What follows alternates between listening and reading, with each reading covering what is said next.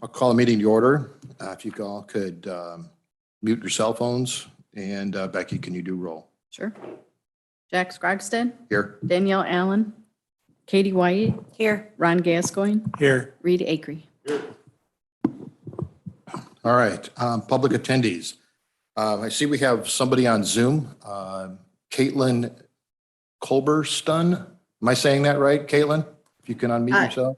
Caitlin Culbertson. Yes, I'm from a representative on one of the solar projects, Amboy 1. Okay, great. Is that the correct spelling of your name and whatnot? Just so we could. Yes, yes, the correct spelling is what's on Zoom. Okay. Is there something you'd like to share with us, about 5 minutes worth? Yes, if if now is the appropriate time. Now is the time to speak. All right, thank you very much. So this is a statement that we wanted to provide with respect to Amboy, Illinois Solar One LLC, in conjunction with the Lee County Zoning and Planning Office. So during the public comment at the May 25th, 2023 Lee County Board meeting, an individual made a statement regarding a pending special use permit application for a solar energy system.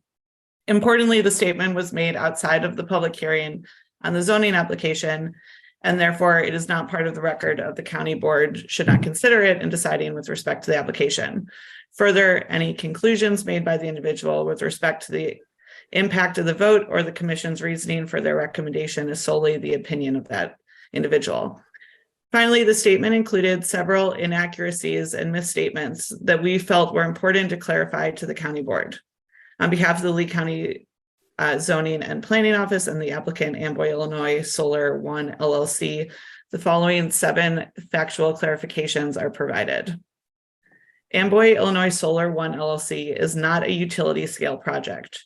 Rather, it is a distributed generation project that is proposed to occupy approximately 30 acres within an agricultural type fence consistent with the surrounding area. Panels will not exceed 9 feet in height. Second, the Colonel Nathan Whitney House was listed in the National Register of Historic Places, or NRHP, in 1990 under Criterion C, design construction at the local level. The area of significance is architecture.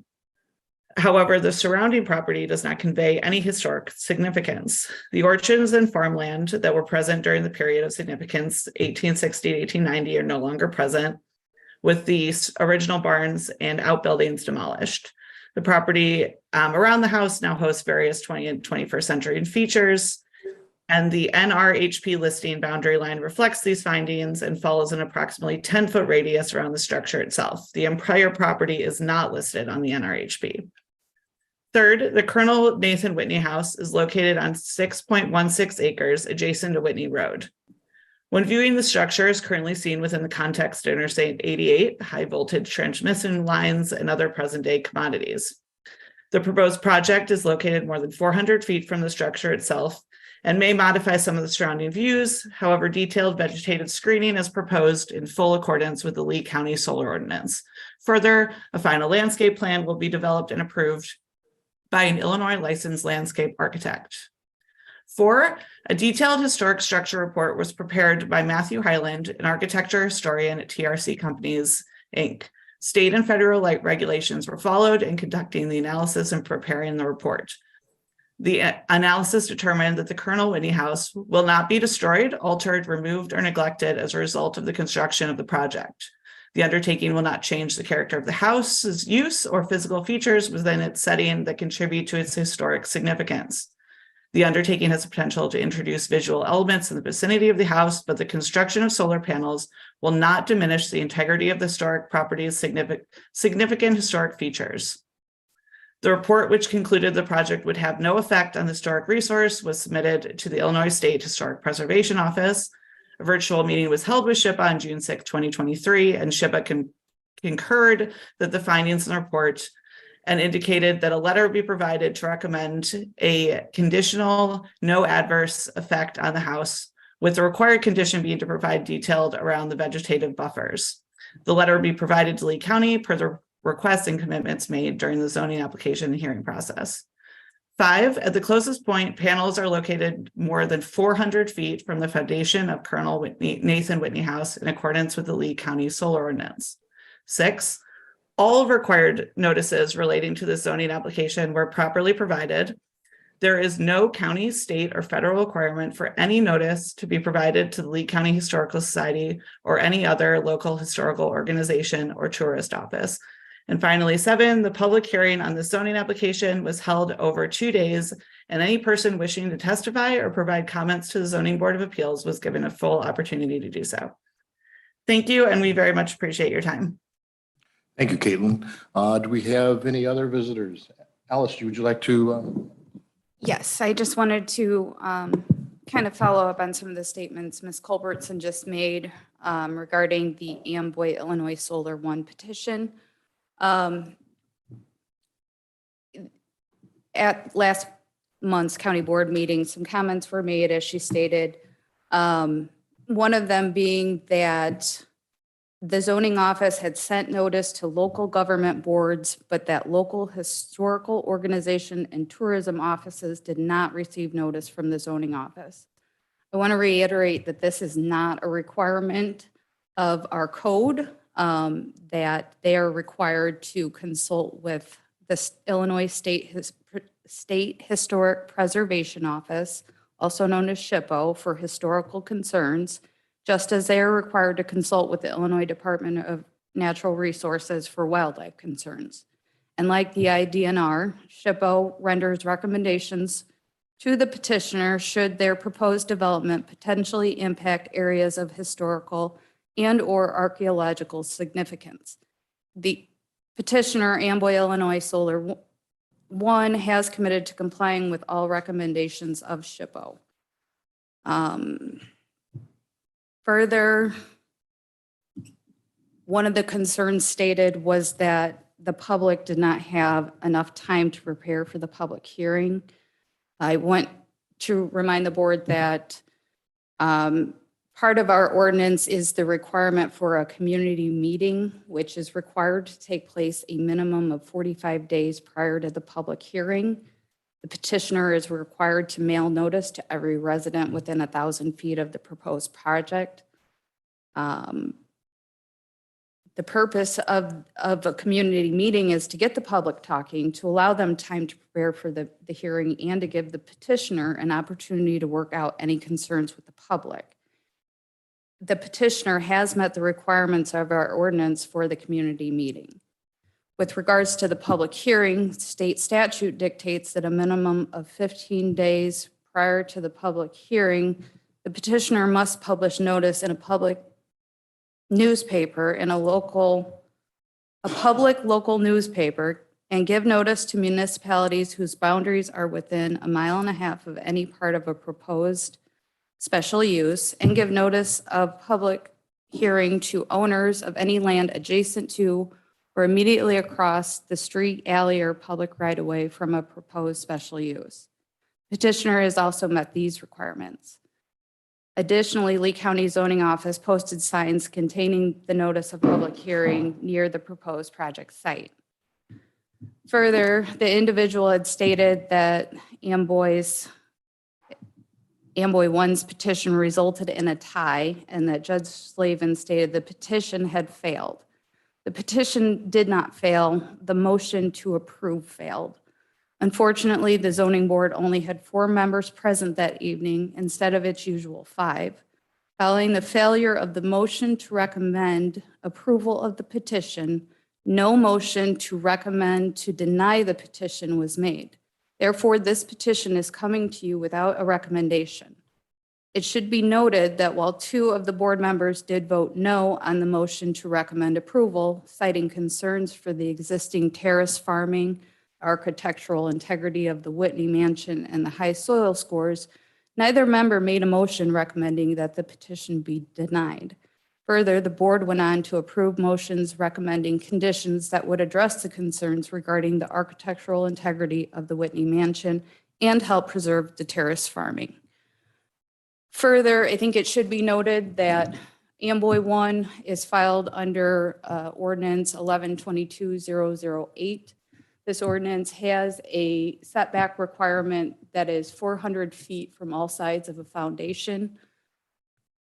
If this petition, in these setbacks apply to this petition, if the board were to turn down this petition and this company were to come back in 6 months and reapply, they would be able to come as close as 150 feet to the Whitney Mansions foundation or 50 feet off the property line.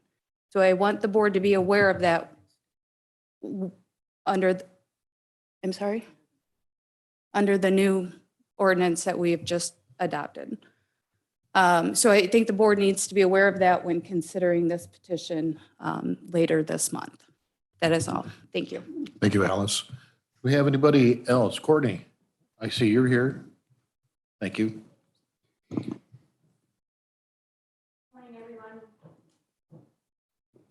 I'm Courtney Kennedy, here as local counsel for Aldina Solar LLC. With me is Amber Miller from Aldina. We're here on your agenda under the new business section. I'm happy to go into our request now if you'd like. Otherwise, I can wait until we get to that part. How about when we could just get to that, then we'll call you up. Or Okay, something like thank that. you. Thanks, Courtney.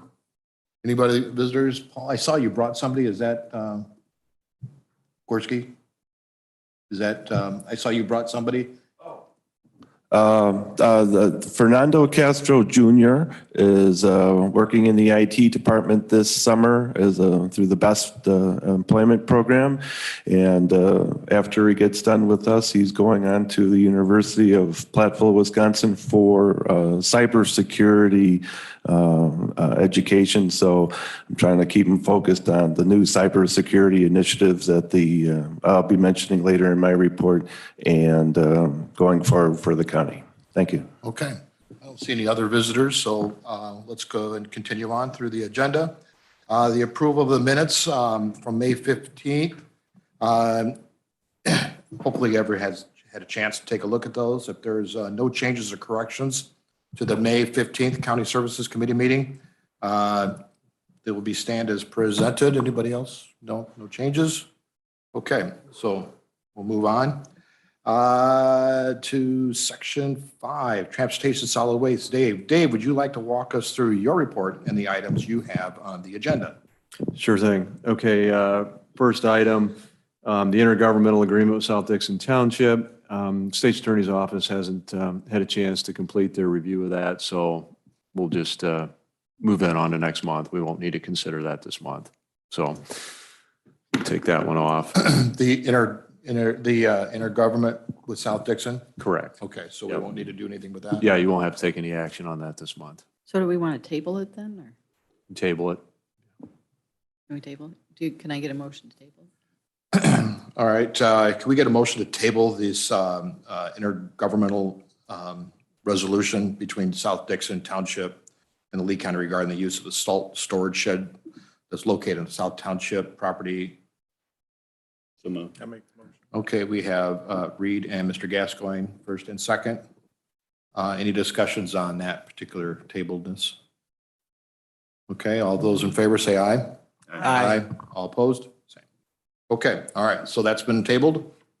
Go ahead. Okay, item number 2, resolution, salary of the county engineer. What you have before you is that resolution. And maybe I need to give a little explanation on what the program is and why you're approving a resolution and so forth. I'll address the resolution first. First off, these are motor fuel tax funds that are being expended. And I would remind you that 2 things have to happen before MFT funds are expended. Number 1, the Highway Authority, which is the county board in the case of county highways, needs to appropriate those funds. And number 2, IDOT has to authorize those funds. So what you would be doing is appropriating motor fuel tax funds. I will shuttle that resolution over to IDOT, and IDOT will authorize those funds, and then they're able to be expended. That's why you have a resolution before you. Secondly, it occurs to me that maybe most of you aren't aware what the salary program is for the county engineers of the state of Illinois. You've got a listing of all the counties in the state and their rankings and the state recommended salary. If you pay the county engineer at least 95% of that state recommended salary, then you participate in that program. Well, what's that mean? Essentially, that means you give up to half the amount of the county engineer's salary to the state in your federal funds, and they return that same amount of funds back to you in motor fuel tax funds. So it's essentially a fund swap. So really, if you really want to boil it down and make sense of it as easily as possible, you basically got half the amount in motor fuel tax funds and half the amount in our federal funds that are allotted to us. So that's just quick and hopefully as simple of an explanation as I can make that. Anybody got any questions on that by chance? All right. Oh, I should point out as well that the reason you see the number that you see is because in accordance with my appointment resolution, it's 96.55% of the state recommended salary. So right. that's how the exact number comes up. And just so the public knows, it will be in the agenda packet when it's made available to the public. So it will be on there for everyone to look at. Is there a motion to move the county engineer salary resolution to the executive committee for inclusion on the June county board agenda? Katie White first, Mr. Gascoigne seconds it. Any discussion on this? No discussion. All those in favor, say aye. Aye. All opposed? Motion carried. Okay, we got that out of the way. You want to go with the next item? Okay, the next two items have to do with the GSG repower that's going on actually currently. So you've got the road use agreement that the county will need to adopt. I can tell you that 3 townships, well, two have adopted theirs. One will adopt, the last one will adopt it. This will involve Sublette, Lee Center, and Brooklyn townships, and then some county roads. So we got a road agreement here. To be honest, it's almost standardized at this point. It's pretty much the same basic language, certainly the same basic concepts. We're just changing road names and dollar amounts and so forth in there. So within the agreement is, as an exhibit, is an escrow agreement. And we've segregated out an escrow agreement as well that needs to be adopted separately. And the reason for this is we require a letter of credit to collateralize ourselves in the case that, let's say, the corporation ceases to exist and now we still have road damages that we're owed. We hold a letter of credit on that so that we can get those funds and do the road repairs that are necessary. Well, part of that letter of credit agreement is that if the bank refuses to let those funds go, that they need to pay for all the fees and such to actually go after those funds. And in this case, Wells Fargo would not agree to that. So we had the developer agree to put up $50,000 in an escrow account in order to take care of basically any legal fees necessary to pursue a letter of credit draw should it be denied. So that's the reason for the escrow agreement. Okay. Any questions on the road agreement? Like I say, they're fairly standardized. We have a whole list of things that, we need them to do while they're performing the work on the project, on the roads and so forth, and their responsibility to kind of keep the roads maintained during that process. Then we have an agreed upon amount that it will take to repair the surfaces of the roads, and that's agreed upon ahead of time. That's in a table in there. And then again, we collateralize ourselves through a letter of credit. So, and there's insurance requirements and so forth. So, All right, well, let's get a motion on the floor, talk about it, any other questions and whatnot. So is there a motion to move the GSG repowered road use agreement to the executive committee for inclusion on the June County Board agenda? Motion. Mr. Gascoigne first, Mr. Reed seconds it. Any discussion on that particular? No questions? All those in favor, say aye. Aye. All opposed, say aye. All right, motion passed. As for the repower escrow agreement, is there a motion to move the GSG repower escrow agreement to the executive committee for inclusion on the June County Board agenda? Ms. White first, any seconds? Mr. Reed seconds it. Any discussion on that? No discussions. All those in favor, say aye. Aye. All opposed? Motion carried. Anything else? That's it for me. Okay, all right. Hey, Jay, Yes. did you yes. get an all in favor on 3? Yeah, we had, yeah, You it did, was, okay. yeah. There I was didn't no- catch that. No Thank you. nods. Sorry. Okay, Assessor's Office, GIS. Jennifer, would you like to share with the committee with any report you have? Good morning. Things are kind of just trucking along in the assessment office right now. This is the time of year where we're juggling kind of both the 2022 and 2023 tax years. Since January, we've been working on getting 2023 review and valuation work done, ready. But then when tax bills go out, we kind of have to slide back into the 2022 year. And we have a lot of heavy traffic with the public with tax bill questions, assessment questions, and exemptions that were missed and they notice on their tax bill that they didn't get their exemptions. So we're doing corrections and things like that. So we're kind of juggling those years right now, but things are moving along. We have the annual task lists are still working on coming in. Like I said last month, that's kind of a June 15th deadline for our field workers and township assessors to get that work turned into us. So again, back to 2023 work, we're watching for those task lists to come in so we can get those done. We've got our Board of Review organizational meeting scheduled and Farmland Assessment Review Committee meeting scheduled. Those are both yearly meetings that we have to have. Board of Review organizational meeting is to open the 2023 Board of Review year, and we'll elect our new chairman at that time and approve the rules. And then that Farmland Assessment Review Committee will review the farmland value for 2024 assessed values. So that's kind of where we're at in the assessment world. I'll let Sammy kind of talk about GIS things and where we're at with that. Okay, thank you. Any questions for me? Any questions for Jen? Okay. Okay, thank you. Sammy, do you have a report from the GIS department you'd like to share? Thank you, Jack. Thank you, Jennifer. Good morning, everyone.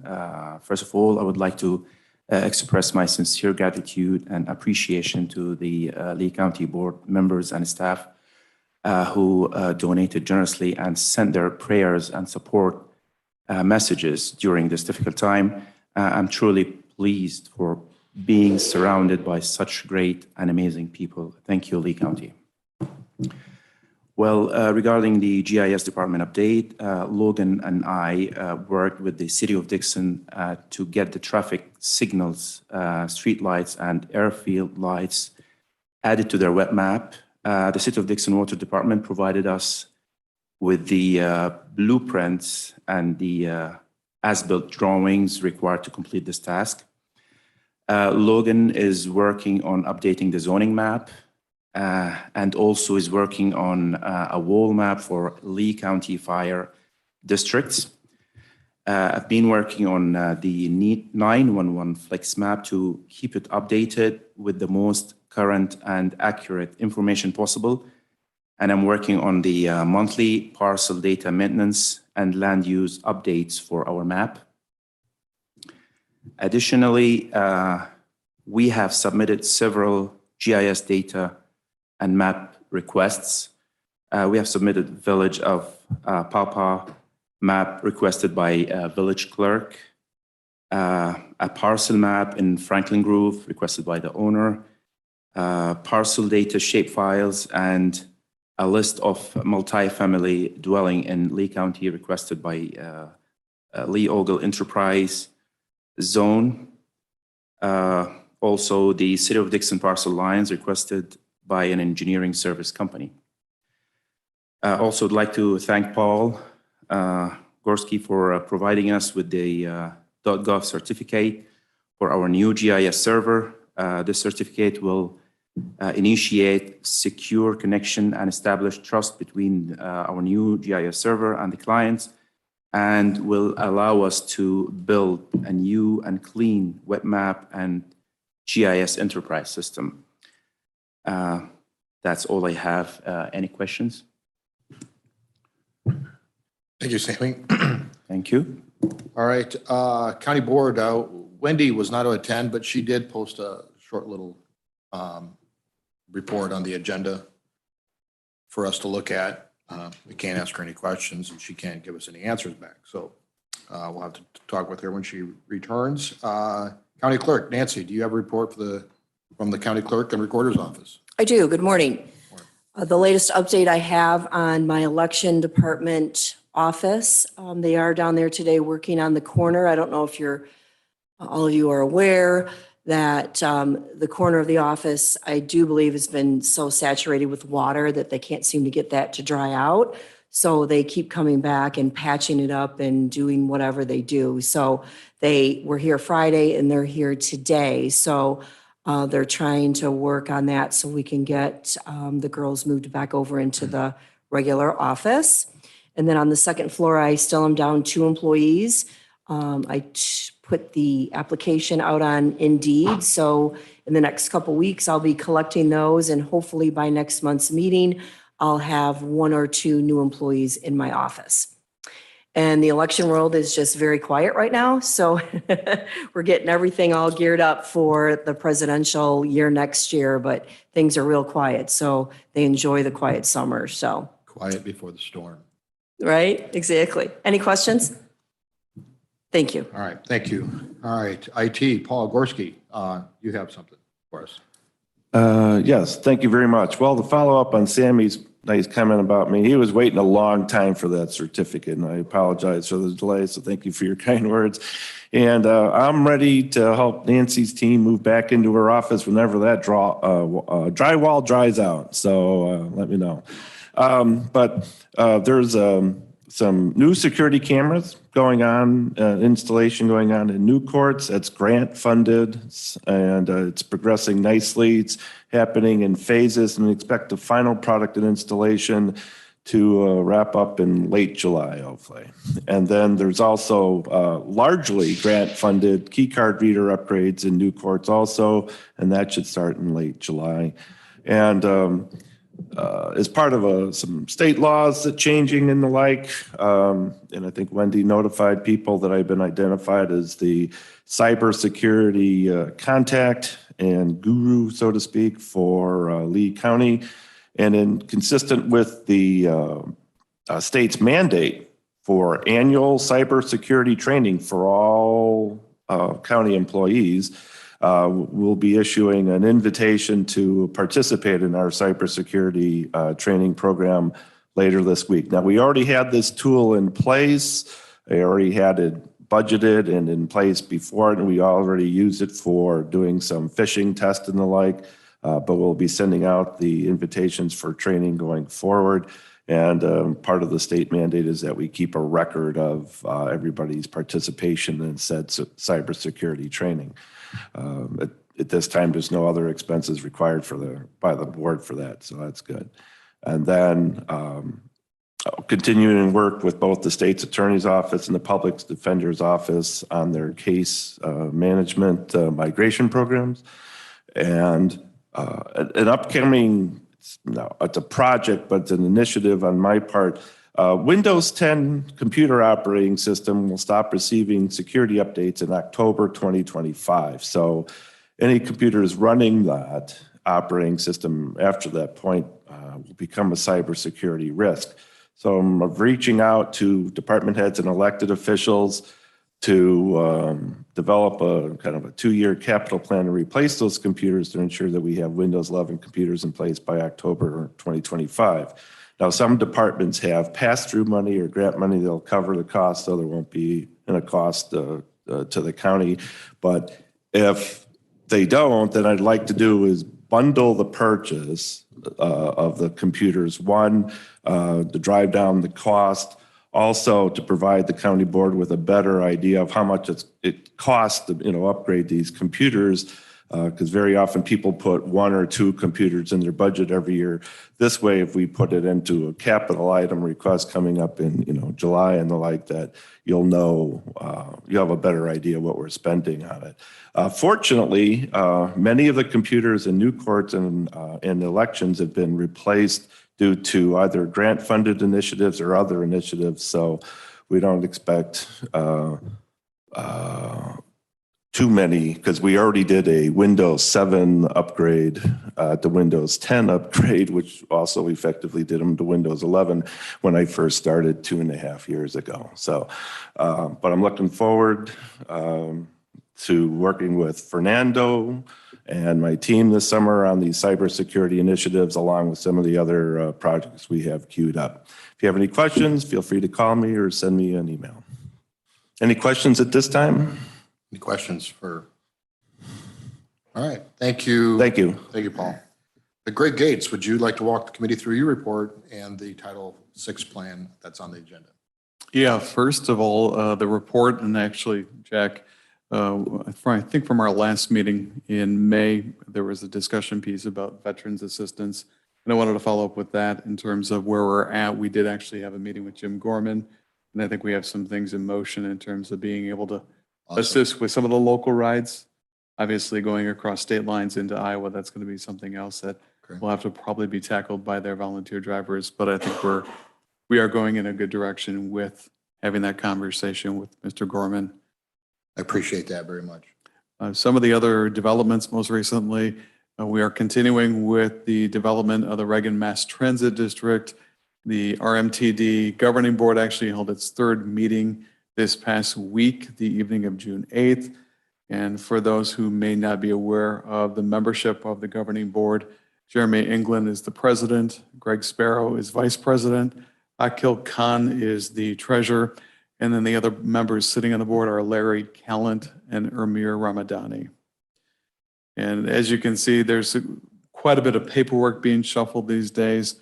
There is discussion continuing between the lawyers in terms of the definitive agreement that will provide for the transfer of property between Lee County and going into the RMTD entity.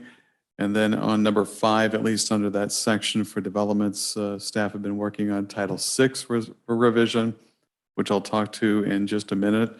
But they have also been working on financial procedures and policies, the employee handbook, as well as employee benefits. Specifically to Title VI, on a regular basis, we're supposed to revise based upon feedback from IDOT on potential language change coming down from the feds and the state. And in November, we actually had a compliance review by IDOT that requested that we make some revisions to that plan, hence why we're bringing it back to the full county board for their consideration. There hasn't been a lot of change language-wise. Basically, one of the biggest pieces is the inclusion of some statistics, as you'll see, I think on page 8 of that document. And specifically, I think it's geared towards English limited proficiency individuals and making sure that that is part of that plan. So we have a regular tracking of individuals who may meet that category. Summarizing just some of the other points in my report, IDOT is looking to get 2-year agreements starting in FY25, which we're happy with. And they'll start with actually 5311 funding for a 2-year agreement first, and then roll out a similar type of agreement, 2 years for the Downstate Operating Assistance Program. We're looking to execute agreements for the next fiscal year for FY24, hopefully within the next few weeks. Ridership is goes through a summer wane, if you will. Right now, we're having a few less riders than we normally would. I'd point to Section E. Last week, we had roughly 840 rides, which is still above last year's by 10.8%, but 840 rides is down by about 300, 400 rides. We did have a holiday thrown into the mix. And then on the backside of my report, we finally received IDOT approval to dispose of 9 aging vehicles, 4 of which will be basically junked out because they're simply not in a condition to function any longer. So if there's no questions regarding my report, Jack, I can ask question or I can answer questions regarding the Title VI Civil Rights Act piece that we have in place currently and what this actually does to revise that plan.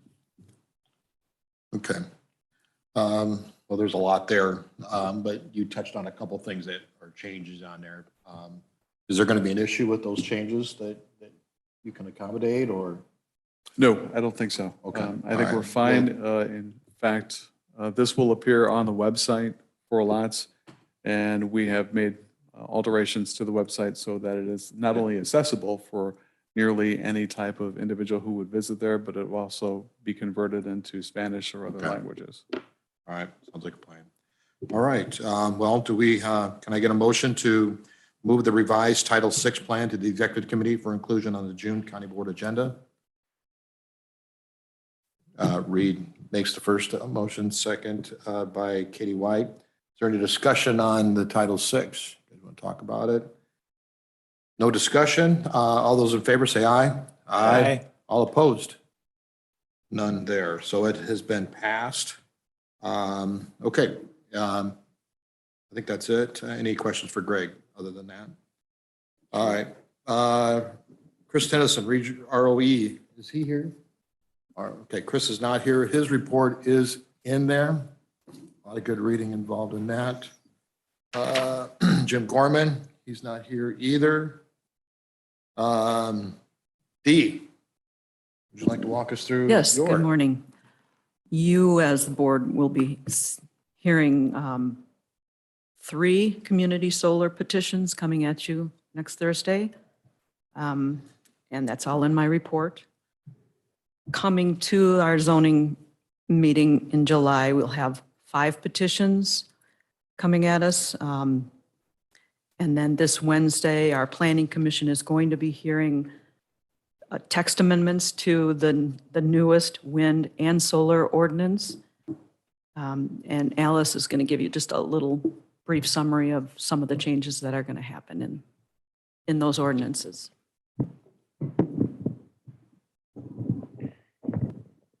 I'm working on getting drafts out to you guys and on board, hopefully later today.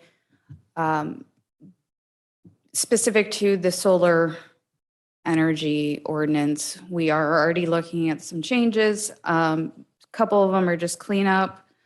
I failed to include the definition of community solar energy facility into our ordinance, so I have included that in this new draft. The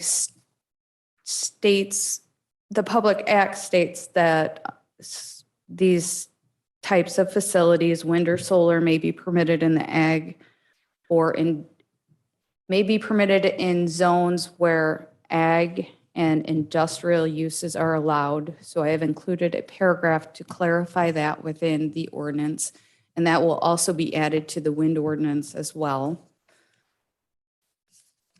We have been having a problem with the visual screening section specific to the solar projects. The language was to help minimize the visual impacts of a commercial solar energy facility on adjacent non-participating dwellings from a single-story dwelling viewpoint.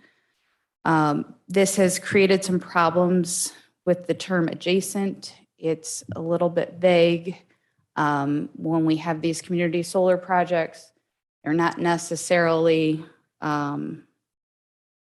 sitting on a property line, and they're usually parceled off from a larger parcel. So defining when that term adjacent applies has been a little bit difficult to deal with. So what we're proposing is removing the term adjacent and having the standard be to help minimize the visual impacts of a commercial solar energy facility on non-participating residents from a single-story dwelling viewpoint located within 1/4 mile of any component of the facility, including fencing. This would apply to the platted subdivisions, in that a visual screen would be installed on the property leased by the commercial solar energy facility immediately adjacent to the exterior of the required fencing. So this will put screening against their project fencing. Further, for non-participating dwellings, they will still be able to exercise the visual screening option where they'll have the option for a payment equal to the design, installation, maintenance, and removal of a vegetative screen, or the placement of a vegetative screen on the exterior of the fence surrounding the array. So that is what we're proposing with regards to the visual screening. All other aspects of it will continue to apply. And then lastly, that we have been asked to, there has been some interest in employing a hearing officer instead of a hearing facilitator for the purposes of the zoning board meetings. With the new wind and solar requirements put forth by the governor, we've received some interest to maybe try it for these specific types of projects. So we will be also including some language regarding a hearing officer instead of a hearing facilitator for these wind and solar petitions, and that would be included in the drafts that will be coming forward. So if anyone has any questions about those proposed changes, I can try to answer them. All right, anybody got any questions, comments for Alice? Okay. All right, we got 5 petitions going to the Zoning Board of Appeals. Let's go ahead and get those kind of moved through. Petition 23P 1610, petitioners HTM IMS LP, parcel number 101314301006, map amendment for an R2 single family residential district to C2, planned office and business district for a small equipment sales service and repair Harmon Township. Is there a motion to move petition 23P 1610 to the executive committee for inclusion on the county board agenda? So, read first. Mr. Gascoigne seconded. Any discussion? Any discussion on that? Can I make a motion that we put all these petitions together? Well, we've got a motion and a second already for this particular one. We can do we can try and do the next 4. Any other discussion? Nope. All those in favor of moving petition 23PT 1610 to the executive for inclusion on the county board agenda, all in favor say aye. Aye. Aye. All opposed? Okay, that passed. All right, so Katie, you want to make a motion to do all, Charlie, are we able to do all 4 of those? Can we? Okay, so let me word this. All those in favor, is there a motion to combine petition 23P 1611, 23P 1612, 23P 1613, 23P 1614, to move those to the executive committee for inclusion on the county board agenda? Katie White's first that. Mr. Gascoigne seconds it. Any discussion on doing all 4? None? Okay. All those in favor of doing all 4, say aye. Aye. All opposed, say second. Okay, now to take all those petitions and move those to the executive committee for inclusion on the county board agenda. Do I have to say all those again, Charlie? I'm good. Okay. All right. So all those in favor of sending those to the inclusion on the county board agenda for the executive committee, say aye. Well, was there a first and a second on that one? Okay. Yeah. All right. All Was those, there, was there first? wait, second? wait, no. Okay. Is there a motion for that? Mr. Gascoigne, first it. Katie White seconds it. Okay. All those in favor of moving them all? Aye. Okay. Any discussion? None. All those in favor say aye. Aye. Aye. If it's not in my notes, motion passed. Thank you, guys. All right, so, okay. Okay. So now we have 5 petitions going to the Zoning Board of Appeals. Is there a motion to move all 5 to the Zoning Board of Appeals petition? Hey, Jack. We just did the 5. Now we're going to the 3 coming from. Okay, all right, hold on. Yes, you're correct. There's 3. But also, I think your motion before was to send those to executive, so. Send the executive, correct, yes, I'm sorry. All right, so then we have 3 petitions coming from the Zoning Board of Appeals. I got behind on myself. Petitions coming from the Zoning Board of Appeals, petition 23P 1604, Usong Solar, LLC PN 1601-13-100-001, PN, BPN 1601-14-200-003, Special Use Solar Energy Systems, Marion Township. Is there a motion to move petition 23P 1604 to the Executive Committee for inclusion on the County Board agenda? I'm not sure I'm following you. Where, you lost me there somewhere. All right, hold on, let me find it here. All right. 2A, Okay. yeah, it's All right. under 2A. All right, thank you. Do I have a motion to move that to the Executive Committee for inclusion on June? Ms. White, first it, Mr. Gascoigne seconds it. All those, any discussion? All those in favor say aye. Aye. All opposed? Okay. Petition 23P 1606, Amboy, Illinois. Solar One LLC, PPN 0609-12-400-003, special use for a community solar energy system, Franklin Grove Township. Is there a motion to move petition 23P 1606 to the Executive Committee for inclusion on the County Board agenda?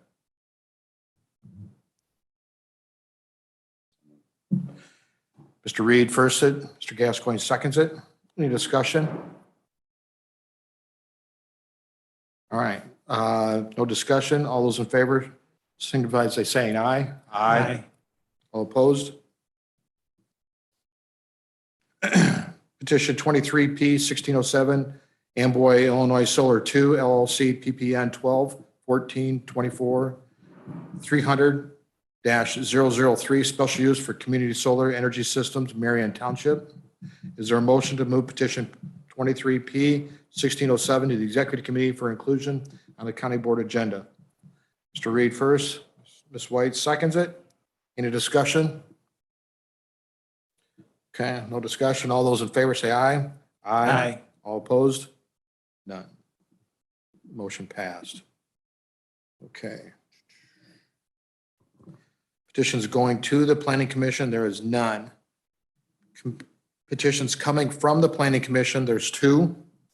Petition 23 PC 72, it's a text amendment, 10-15-15 Wind Energy Systems.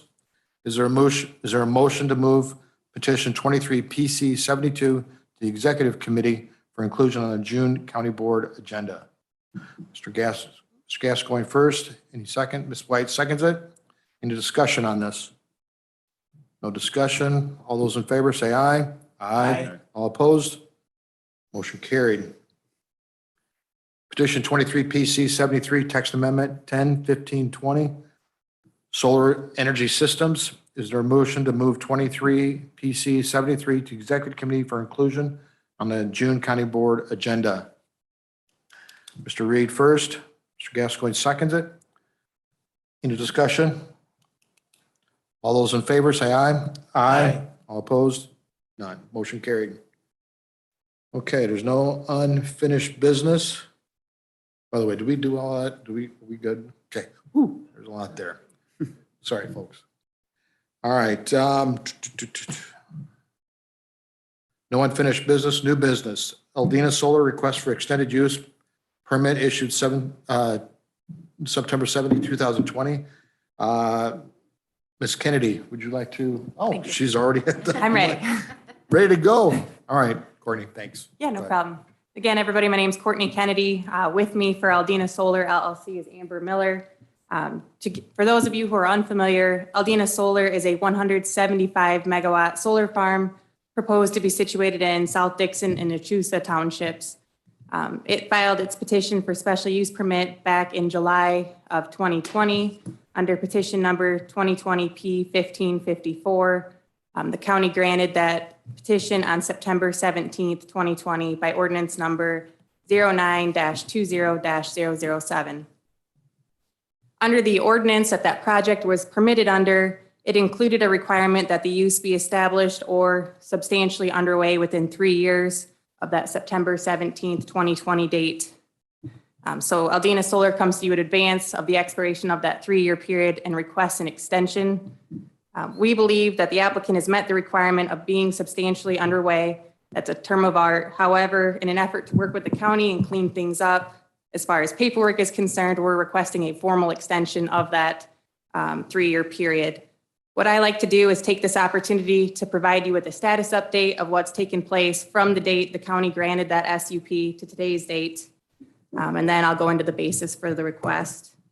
So the actions taken by Aldina Solar since September 17th of 2020 in the interconnection area, Aldina Solar has placed several interconnection deposits totaling $776,000, plus another $65,000 is expected this year. As far as facility studies, Aldina has submitted applications to ComEd and with PJM. Keep in mind, PJM is what I'm going to call the keeper of the grid. And this is where we've seen the most delays, and this is the basis for our request. The facility study, for those who don't know, it tells us if there's something that needs to be done in order to facilitate the connection. ComEd and PJM generally coordinate together to produce that facility study. Originally, the deliverable date promised to Aldina Solar was March 31st of 2019. Now Aldina Solar has been advised that the study will not be completed until March 31st of 2025. As far as other studies that the applicant has commissioned, these include the wetland study, the phase 1 environmental, threatened and endangered species, and cultural studies, those totaling approximately $160,000. Aldina Solar has made real estate payments totaling $118,500. It has also purchased construction equipment for the project totaling approximately $349,362.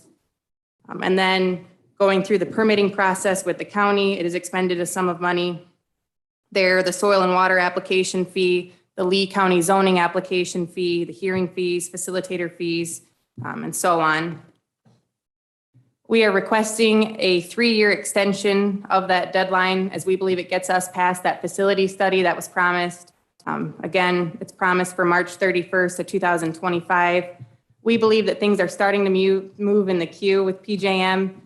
In the next year, we should have a better idea if things are moving on target as promised. A lot of this delay is related to PJM reform and the battle between ComEd and PJM. And there's also various supply chain and employment issues due to the COVID-19 pandemic. I'm here to answer any questions that you may have. The only question I have is, you know, you're saying that a lot of the holdup is that PJM, and I'm just curious, you know, I'm new to this solar, wind kind of, you know, power, all that kind of stuff. Wouldn't it make sense to make that agreement with PJM before you start putting all this time in and effort in? Sure, so based on my understanding, though, I'll let Amber step in and clarify. Before a project is ever permitted or a petition filed here with the county, right, the applicant basically gets in line with PJM. So it submits the materials with PJM. Once it receives some sort of approval from PJM at that stage, then it goes through the permitting process, but then it still has to follow up with PJM.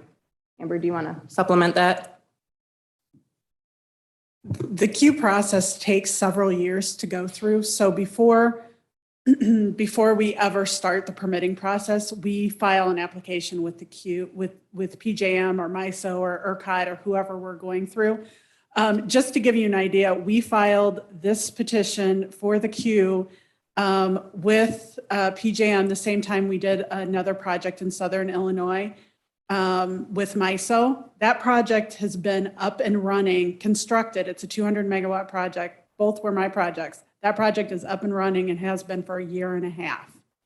The delay in the queue for PJM is just, it's the problem. And so when we enter the queue, we have to sign documents. Once they approve it, there's a preliminary facility study. There's a DPP2, which is the secondary facility study, and then there's the final study. We have not gotten to DPP2. And so we have basically the preliminary that says we can connect. DPP2 is what tells us what would need to be upgraded in order, if anything, in order for us to connect, whether that's, transmission, substations, whatever. And that can be anywhere from $0 to, $80 million. We cannot build a project until we have DPP2 because we simply don't know what it's going to cost. Right. This particular committee isn't going to solve, all the issues that I want to solve myself. But, you would think that the state of Illinois, would you say they're pushing solar and wind down everyone's throats here? You would think the state of Illinois would put a little more pressure on PGM to, hey, get things going and start, regulating it, because it's costing, this green deal that they're trying to throw. So it's preventing this from happening. Yeah. And it's PJM is Illinois, Indiana, and part of Michigan. So it's not just an Illinois thing. It's part of all three of those states where we have to deal with PJM. I just wanted to throw that out there. I'm sure you're aware of that as well, but I just wanted to say it. Any of you guys got any questions, any comments at all? Reference that. Dean, go ahead. I got one question. So we're just extending this deadline. As far as the ordinances and our requirements, it goes to the original, or does it go to the new? It'll stay under the original ordinance it was permitted under. Okay. Thank you. Mr. Hudson? I have a question. So roughly the issue is the infrastructure and the grid system. Absolutely. It's not capable of handling all this. Am I correct?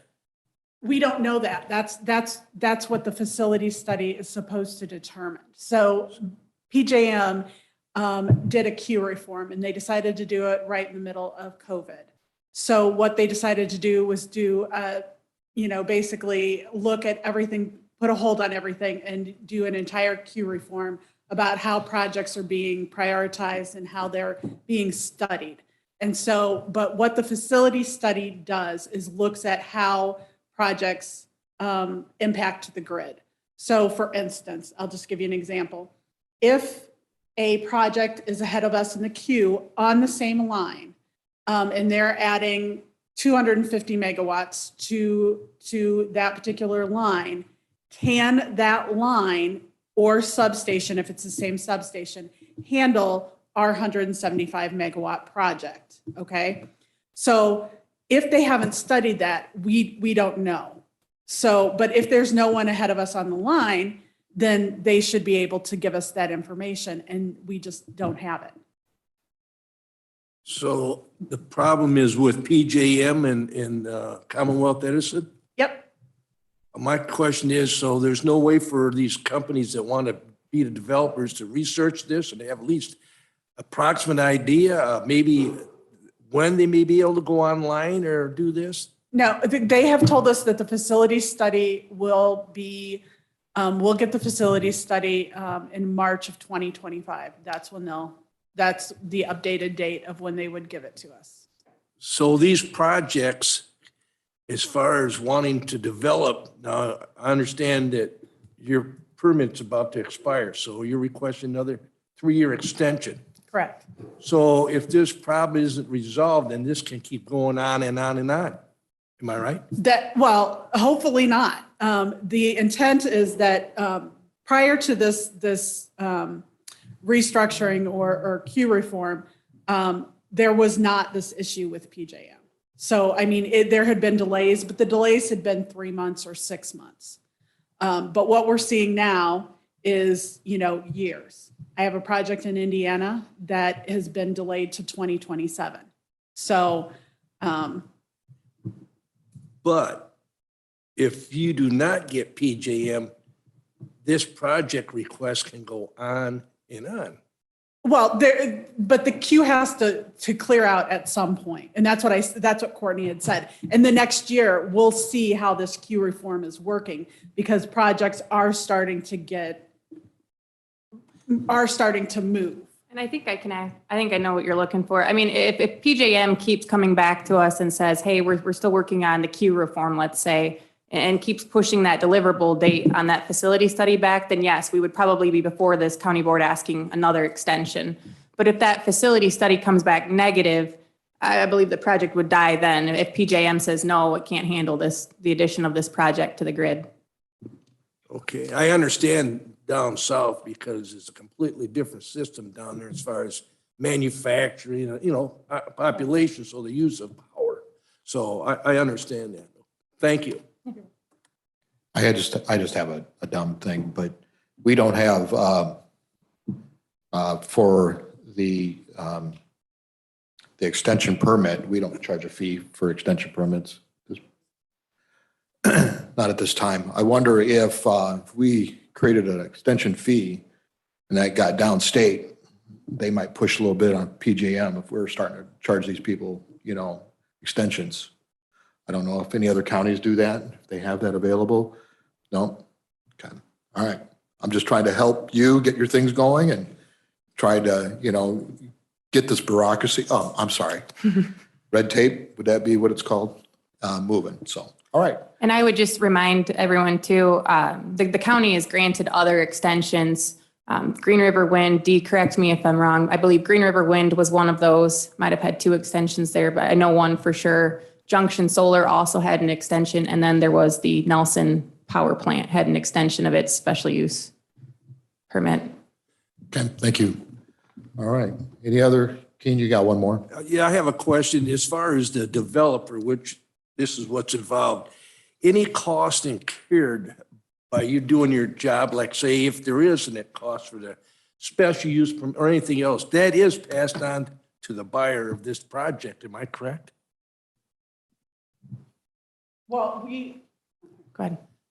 we intend to own and operate this project. But So, if you, I'm sorry. but if we sold it, it would be passed on to, Okay, but yeah, we intend to own and operate this project. thanks. You're welcome. Okay, any other questions?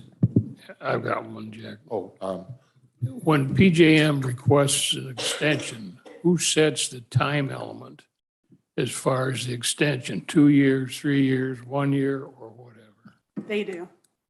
They set the engineers at PJM are the ones who set the extension.